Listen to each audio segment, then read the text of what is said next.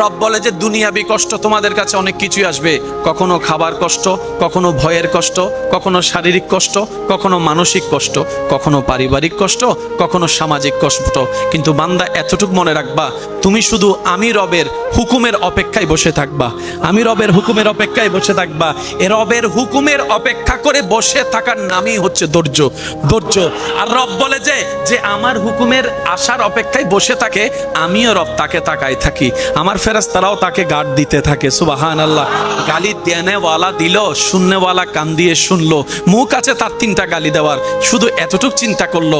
শয়তান বলে যে গালি 3টা দিছে, তুই 6টা দে। তখন ঈমান বলে যে খবরদার লপকুশাই করিস না, মুখটা খুলিস না, আল্লাহ নারাজ হয়ে যাবে, আল্লাহ নারাজ হয়ে যাবে, আল্লাহ নারাজ হয়ে যাবে। বিচারটা রবের উপর ছেড়ে দিলাম, আমি সবর করে রইলাম আমার রবের হুকুমের অপেক্ষায়। একদিন যায়, এক সপ্তাহ যায়, এক মাস যায়, বিভিন্ন ধরনের কষ্টের উপর যখন বান্দা রবের হুকুমের অপেক্ষা করে, যখন ধৈর্যশীল হিসেবে পরিচিত হয়, রবের বান্দাদের ভিতরে যার বলা করাটা, ধৈর্য ধরাটা রবের পছন্দ হয়ে যায়, রব সাথে সাথেই বলে ইন্নাল্লাহ মা'আস সাবিরিন।